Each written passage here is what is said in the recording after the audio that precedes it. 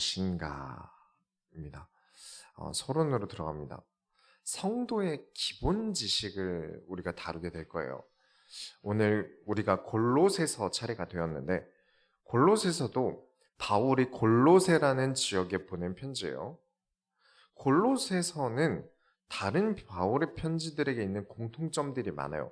여기저기 있는 바울의 서신들에 있는 내용들이 되게 많이 들어가 있어요. 비슷한 내용들이 많다는 거죠. 그러면 우리가 굳이 골로새서를 봐야 할까요? 다른 데도 많이 있는 내용들인데 골로새서가 성경 안에 들어가야 할까요? 아니, 다른 내용들도 다 비슷한데 뭐하러 복잡하게 한 권을 또 집어넣습니까? 불편하게.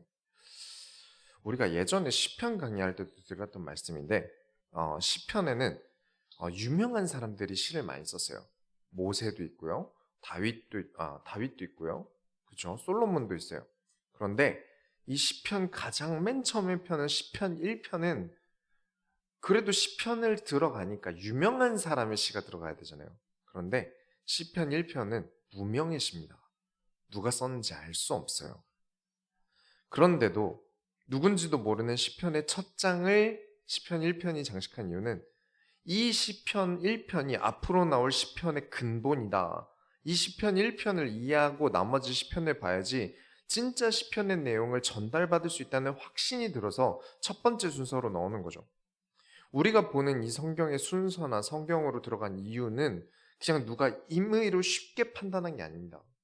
정말 많은 시대를 거치면서 이것은 반드시 들어가야 된다.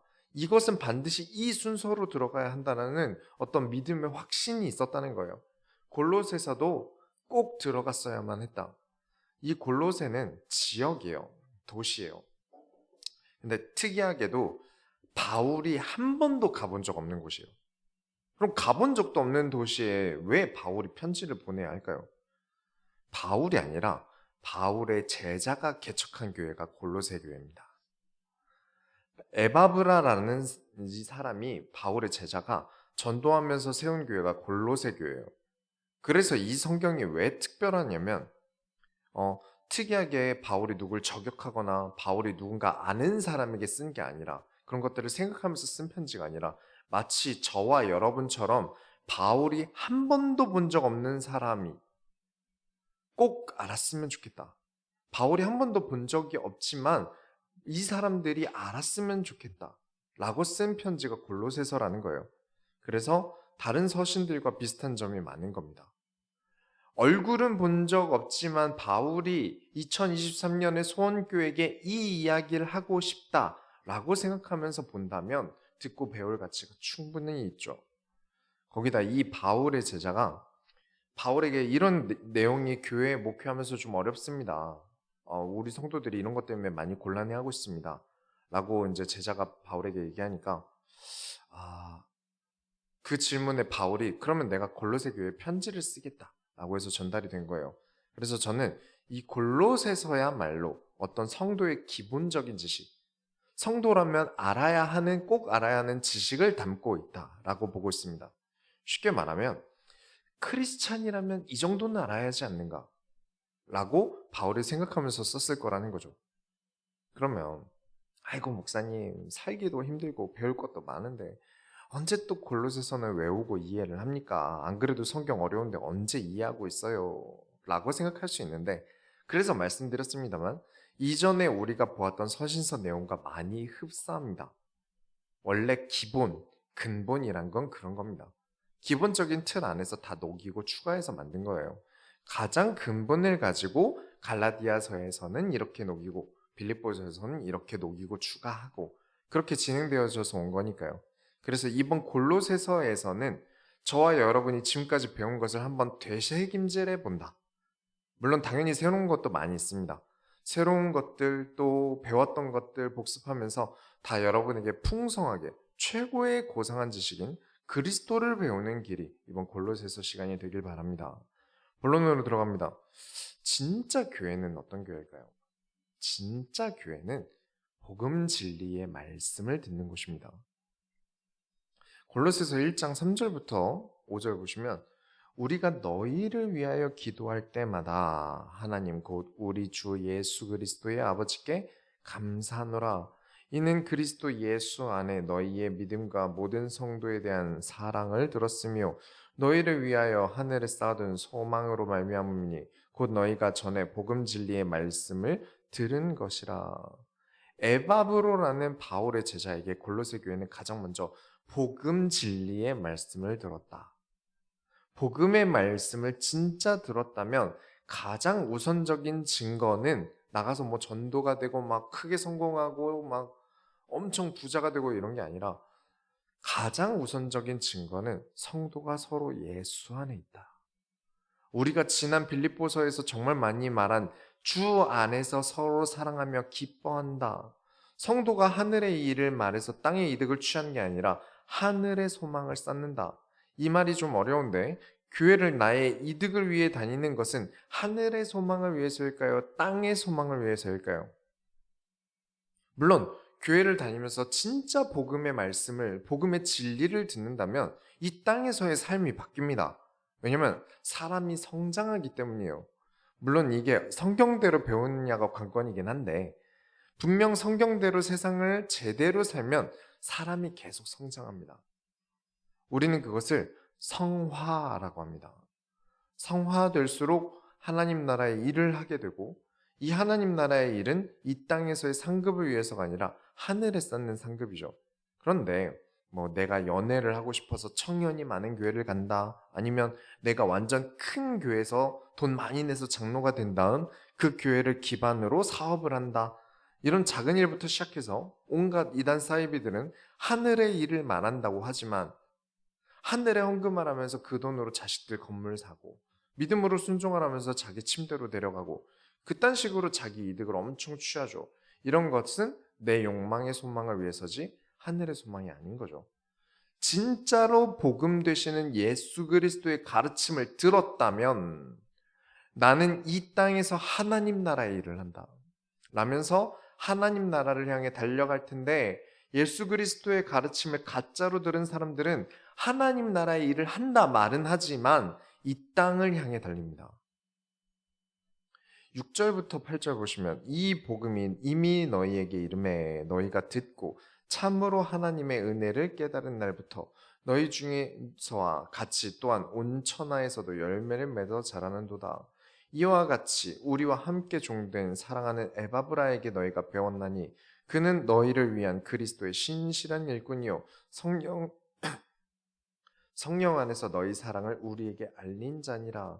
우리가 빌립보서에서 봤지만 바울이 다들 자기 이득을 위해 너희를 이용할 사람들밖에 없다라는 이야기를 했었어요. 정말 너희의 필요를 채우기 위해, 너희의 믿음을 위해 보낼 만한 사람이 없다, 너무 없다라고 이야기를 했었어요. 그런데 이 에바브라라는 사람이 바울이 얘기하는 몇 없는 하늘의 소망을 가지고 살아가는 사람, 그 증거로 골로새라는 주 안에 있는 교회를 세웠다. 그 말은 무엇이죠? 주 밖에 있는 교회도 있었다는 겁니다. 이때도. 절대 잊으시면 안 됩니다. 간판이 교회 아닙니다. 십자가 등이 교회 아닙니다. 교회라고 붙어있다고 다 교회라고 하면 신천지도 교회가 되고요, 하나님의 교회도 교회가 되고 온갖 이단 사이비들도 교회가 됩니다. 교회는 주를 위해 존재하고 교회는 주 안에 있는 곳이 교회입니다. 복음 진리의 말씀, 복음은 무엇입니까? 그리스도입니다. 그래서 여러분이 들고 있는 복음서, 성경 안에 있는 마태, 마가, 누가, 요한, 복음이라고 하는 겁니다. 복음서라고 하는 거예요. 그 그리스도의 진리의 말씀, 곧 그리스도의 가르침을 전해야 하는 것, 곧 그리스도가 누구인지 가르쳐야 하는 것, 그것을 교회라고 합니다. 언제 멸망이 오는지, 곧 인류가 멸망한다 이런 말 하는 곳이 아니라, 쓸데없이 막 성령 받아라 라면서 쓰러뜨리는 쇼를 하는 곳이 아니라 그리스도의 가르침을 전하는 곳이 교회입니다. 1층에 우리 소원교회 시트지 이렇게 붙어있지 않습니까? 이번 주에 그 시트지 앞에 보니까 그 앞에 사이비들이 이제 잘 떨어지지도 않는 스티커를 붙여놨어요. 안 떨어져요. 거기 뭐라고 써있냐면 곧 예수님 재림합니다 라면서 이제 특정 사이트가 적혀있는 스티커를 붙였는데, 남의 사유자산에 그게 뭐 하는 짓입니까? 그래서 그 스티커 붙인 데를 조사해 보니까 집단이 아니라 어떤 개인이에요. 휴거를 또 주장하는데 이 은하계 그러니까 별들의 움직임이랑 성경을 이제 짜집기를 해서 몇 년 후에 예수님 재림한다 이런 거 말하면서 책을 파는 건데 홈페이지에도 주소도 뭐 이메일도 전화번호 같은 것도 하나도 없어요. 근데 이 스티커가 여기 우리 지역에 붙었다는 것은 그런 짓을 하는 사람이 이 부천에 산다는 거지 않습니까? 그런 질 나쁜 사람이 지금 당장 저와 여러분 근처에 있다는 거예요. 가까이 있다는 겁니다. 언제 예수님께서 재림을 알아맞히라고 했습니까? 사도들이 언제 예수님 오실지 알아맞히라고 했습니까? 언제든 좋습니다. 어서 오세요. 이게 요한계시록이에요. 저는 예수님 너무 보고 싶어요. 그게 사도들이에요. 근데 자꾸 그런 걸 가지고 어거지를 부려요. 이런 사람들 직접 보면 막 어버버하면서 그게 아니라요. 예수님 올 건데요. 휴가 안에 들어갈 거면요. 절대 잊지 마세요. 교회는 그리스도의 가르침을 받고 세상에서 그리스도의 일을 하는 곳이지 하늘의 별을 보면서 점성술을 하고 사주팔자 잡고 예언하는 곳이 아닙니다. 그래서 여러분 수준의 성장을 또 말씀드릴 수밖에 없습니다. 왜냐? 두 번째로 이게 기본이라서 그래요. 기본으로 반드시 여러분 개념에 탑재되어 있어야 되는 일이기 때문에 그렇습니다. 9절에 보시면 이로써 우리가 듣던 날부터 너희를 위하여 기도하기를 그치지 않냐고 구하니 왜냐? 골로새 교회가 그리스도의 진리를 배운 곳인 곳을 알았을 때 주 밖에 있는 교회가 아니라 주 안에 있는 교회라는 걸 알았을 때 가본 적 없는 골로새 교회를 두고 왜 교회를 했을까요? 골로새 교회는 주 안에 있구나. 그렇다면 우리는 다 주 안에 있는 사람들이다. 우리 안에 있는 교회다. 한 번도 가본 적 없지만 골로새 교회는 우리 교회다. 골로새 교회도 소원교회도 시대가 완전 다르고 한 번도 본 적이 없지만 그리스도 안에 있다면 우리는 다 주 안에 있는 교회다. 예루살렘 교회든 빌립보 교회든 데살로니가 교회든 지금까지 주의 역사에 동참해온 모든 교회는 주 안에서 함께 있는 교회입니다. 지금도 우리와 함께 있는 교회예요. 그리고 그 교회 안에 우리 소원교회도 있는 겁니다. 9절 이어서 읽으면 너희로 하여금 모든 신령한 지혜와 총명의 하나님의 뜻을 아는 것으로 채우게 하시고 10절에 주께 합당하게 행하여 범사에 기쁘시게 하고 모든 선한 일에 열매를 맺게 하시며 하나님을 아는 것에 자라게 하시고 바울이 절대 서신서마다 빼지 않는 것 속지 않기 위해 늘 반드시 있어야 한다는 것 지혜와 총명 기본입니다. 지혜와 총명이 없다면 기준이 없다는 거예요. 기준이 없는데 뭐가 주께 합당하게 행한다는 겁니까? 담배를 안 피는 저에게 내가 우리 목사님 좋아하니까 우리 목사님을 위해서 선물로 담배 한 보루를 가져다 드리자 하고 선물로 주면 제가 기뻐하겠습니까? 술은 한 잔도 못하는 저에게 맛있는 막걸리를 아무리 좋은 마음으로 저에게 준다 한들 저에게 기쁜 선물이 되겠습니까? 그리고 그런 선물을 성도들 보는 앞에서 목사님 이번에 제가 어디 전주 가서 막걸리를 사왔어요 이러면서 저에게 주시면 다른 성도들이 오해하면 어떡합니까? 우리 목사님 보이지 않게 저 성도님들이랑 술을 먹는구나. 그래서 그런 선물을 거절하고 안 받으면 목사들이 역시 돈 좋아하고 먹는 거나 좋아한다더니 목사가 성의를 무시하고 말이야. 성도들 귀한 줄 모르고 그래 이런 싸구려 선물은 선물도 아니다 이거지. 아주 역시 목사들은 성도 마음을 몰라. 이렇게 받아들이는 사람들이 의외로 많아요. 나한테 좋은 게 남에게도 좋을 거라고 너무 쉽게 생각하고 선물이면 그냥 성이니까 뭘 주든지 불만 가지지 말고 받아야 한다고 밀어붙이는 사람들도 많아요. 그래서 수준 이야기를 저는 안 할 수가 없어요. 선행은 반드시 지혜와 총명이 있어야 합니다. 무지성 선행, 무지성 복지는 되려 독이 될 수 있습니다. 하물며 하나님께는 아니겠습니까? 하나님이라고 내가 하는 모든 걸 하나님께서 좋아하신다면 성경책 두께가 엄청나게 줄어들 거예요. 하나님께서 내가 너 그거 하는 거 싫어하니 하지 말아라 라고 성경에 엄청나게 써 있습니다. 선한 열매를 맺고 싶다면 지혜와 총명이 있어야 합니다. 하나님을 아는 것이 자라야 하지 않겠습니까?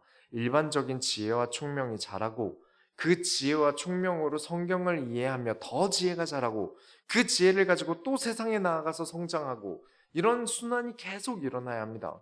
이것을 하는 사람은 빌립보서에서 능력 주시는 자 안에서 내가 모든 것을 할 수 있느니라 이 말의 또 다른 표현으로 하는 것이 우리 골로새서 1장 11절에 있습니다.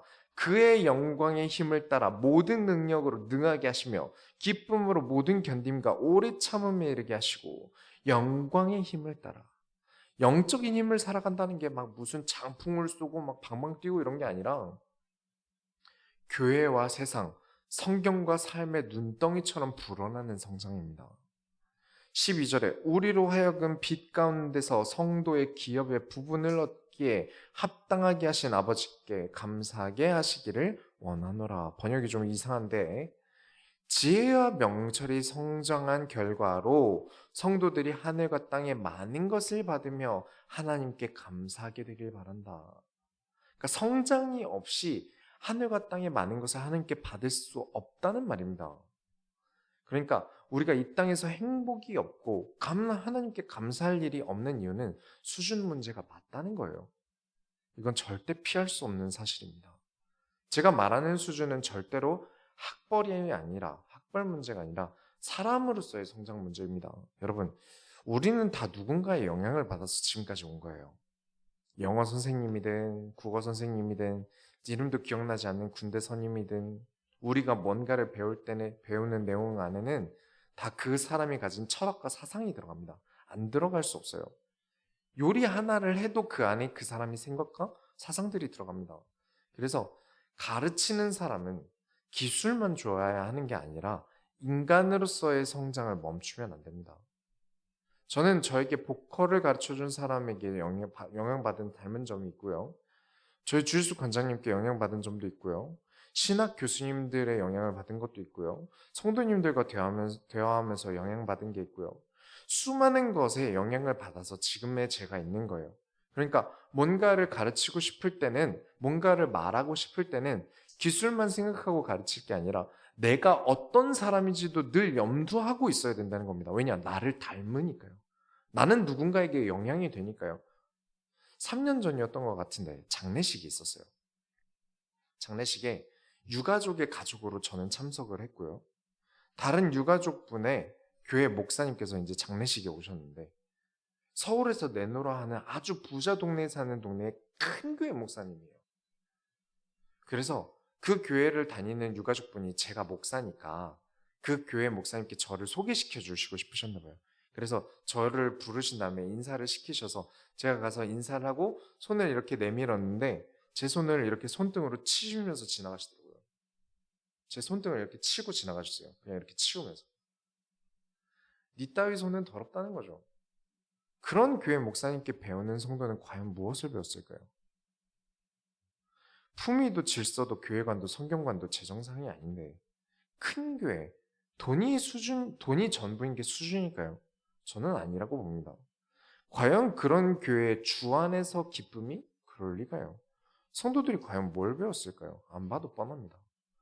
주 안에 있는 골로새 교회는 감옥의 죄수 신분으로 있는 바울에게 배우지 않습니까? 사람들 다 있는 앞에서 유가족인데 저도 유가족 가족인데 신분이나 직위 그런 걸 판단해서 악수하는 손을 손등으로 밀고 지나간다는 게 그런 것으로 판단하는 사람들이 과연 주의 일을 할 수 있을까요? 그래서 인간으로서의 수준이 하나님 나라의 일을 하는데 매우 중요한 역할을 한다는 겁니다. 인간으로서 문제가 있는 사람에게는 실력이 아무리 있어도 멀리 해야 하는 게 어느 정도 거리 더 놔야 되는 게 성경적으로 맞는 겁니다. 괜히 개를 삼가라 행악하는 자를 삼가라라는 표현을 쓴 게 아니에요. 아무리 저 사람이 나에게 돈을 벌어다 준 사람 같아도 아무리 저 사람이 실력이 있는 사람 같아도 나를 가르치는 사람이 인간으로서 문제가 있다면 결국 나도 인간으로서 문제가 생긴다는 겁니다. 왜냐? 나도 그 사람의 영향을 받으니까요. 내가 내 가족에게 안 좋은 영향을 끼치는 사람이 될 수도 있다는 말이고 저 역시 목사로서 성장을 계속하지 않으면 성도들에게 오히려 해를 끼치는 존재하면 안 되는 사람이 될 수 있다는 것이고, 여러분의 직장에서도 마찬가지입니다. 우리는 끊임없이 성경다운 인간으로서의 성장, 예수님을 닮아가려는 자세가 반드시 필요합니다. 나는 누군가의 선배가 되고요. 나는 누군가의 어른이 됩니다.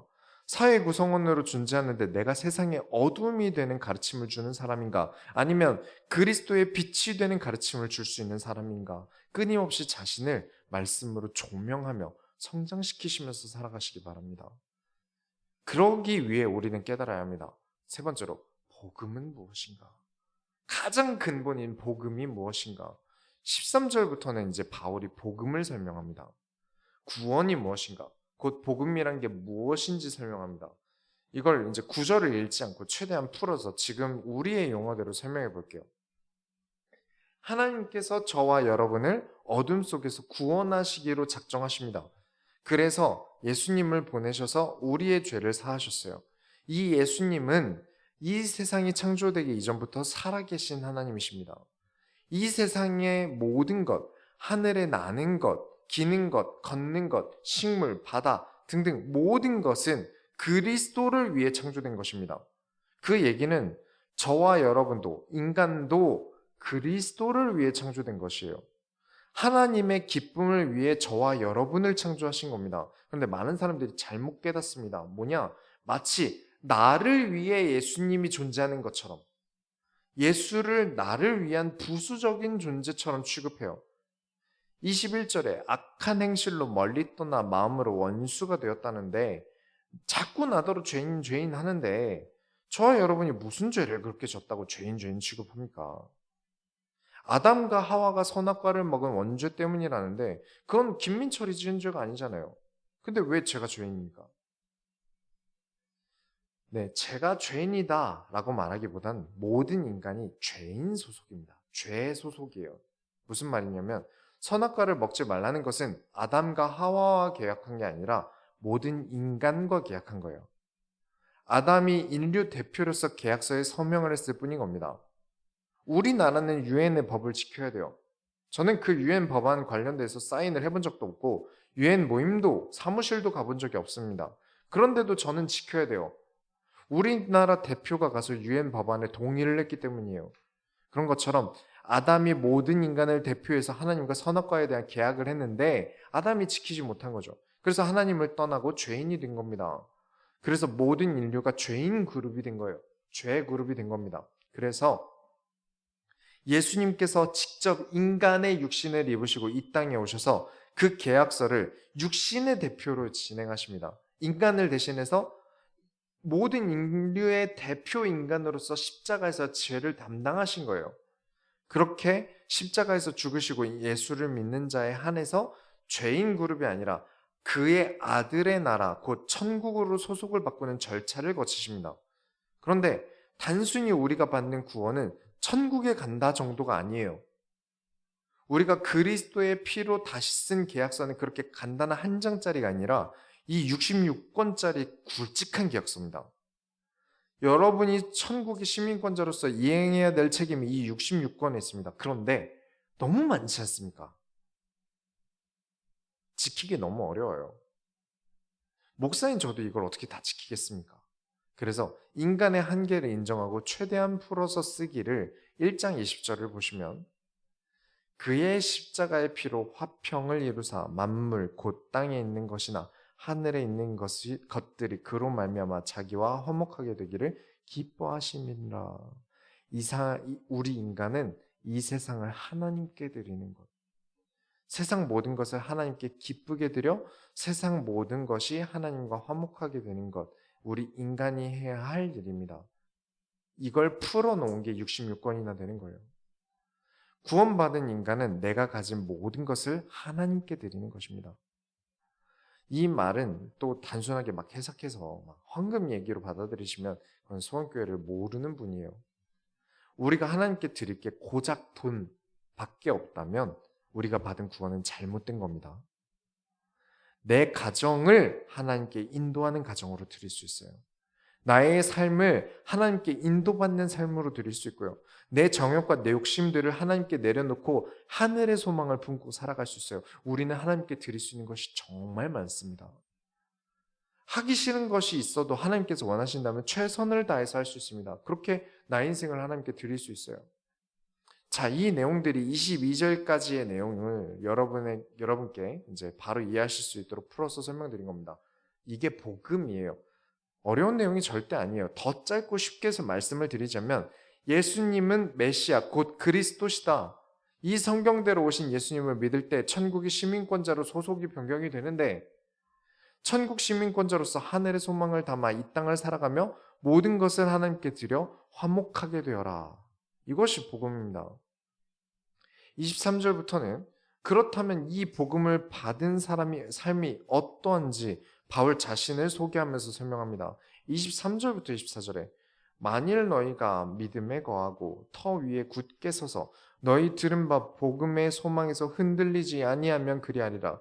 이 복음은 천하 만민에게 전파된 바요. 나 복음은 이 복음의 일꾼이 되었노라. 나는 이제 너희를 위하여 받은 괴로움을 기뻐하고 그리스도의 남은 고난을 그의 몸된 교회를 위하여 내 육체에 채우노라. 너희가 복음을 가졌느냐? 정말 그리스도를 통하여 받은 구원에 대하여 소망이 있느냐? 그렇다면 나는 너희를 위한 복음의 일꾼이다. 너희를 위해서 생기는 괴로움이라면 난 그것도 기쁘다. 바울이 감옥에 간 이유가 뭐였는지 기억하시나요? 설명 한번 드렸는데 로마가 기독교인들을 너무 핍박을 하니까 바울이 로마의 시민권자로서 로마 황제에게 항소하다가 감옥까지 끌려간 거예요. 그래서 지금 내가 감옥에서 고난을 받지만 교회를 위해서는 감수하겠다. 25절에 내가 교회의 일꾼 된 것은 하나님이 너희를 위하여 내게 주신 직분을 따라 하나님의 말씀을 이루려 함이라. 내가 교회의 일꾼이 된 것은 돈을 위해서다? 인기 강사가 되기 위해서다? 힘든 일을 하지 않고 정장 입고 있는 척하면서 말로만 쉽게 돈을 벌고 먹고 살고 싶어서다? 헌금을 많이 걷어서 뒤에서 딴짓하기 위해서다? 아니죠. 하나님의 말씀을 이루려 함이니라. 가장 정상적인 자세입니다. 단언컨대 하나님의 말씀은 없는데 어디서 막 귀신 내어쫓고 뭐 기적을 일으키고 등등 하는 사람들은 절대 주의종이 아닙니다. 빌립보 내용대로 그리스도의 일꾼, 교회의 일꾼이 아니라 십자가의 원수입니다. 그래서 결론으로 여러분 복음의 일꾼이 되십시오. 우리 소원교회는 복음의 일꾼이 되어야 됩니다. 26절부터 27절에 이 비밀은 만세와 만대로부터 감추어졌던 것인데 이제는 그의 성도들에게 나타났고 하나님이 그들로 하여금 이 비밀의 영광이 이방인 가운데 얼마나 풍성한지를 알게 하려 하심이라. 이 비밀은 너희 안에 계신 그리스도시니 곧 영광의 소망이니라. 하나님의 말씀을 이루려는 사람이 복음의 일꾼입니다. 잊지 마십시오. 하나님의 말씀을 이루려는 사람이 복음의 일꾼입니다. 소원교회 모든 성도들이 한 주간 살아가면서 하나님의 말씀으로 살아가는 이유가 여러분이 복음의 일꾼이기 때문이에요. 성경은 돈만 주면 누구나 살 수 있습니다. 버전도 많아요. 주석도 돈만 주면 살 수 있습니다. 요즘에 인터넷으로 주석 검색하면 나와요. 정 모르겠으면 구절구절마다 챗GPT를 써도 꽤 신학적으로 답을 줍니다. 그러나 이 안에 있는 비밀의 영광은 그리스도로 살아가는 복음의 일꾼만이 이해할 수 있습니다. 살아가 본 자만 이해할 수 있어요. 이를 살아가며 삶으로 세상에 나타내야 하는 것이 여러분의 소명이고 사명입니다. 살아가는 이유입니다. 왜죠? 모든 것을 그리스도로 화목하게 하나님께 드려야 하기 때문입니다. 나의 직장을 그리스도로 화목하게 하고 나의 가정을, 나의 삶을, 나와 만나는 사람들을 그리스도로 화목하게 해야 되니까요.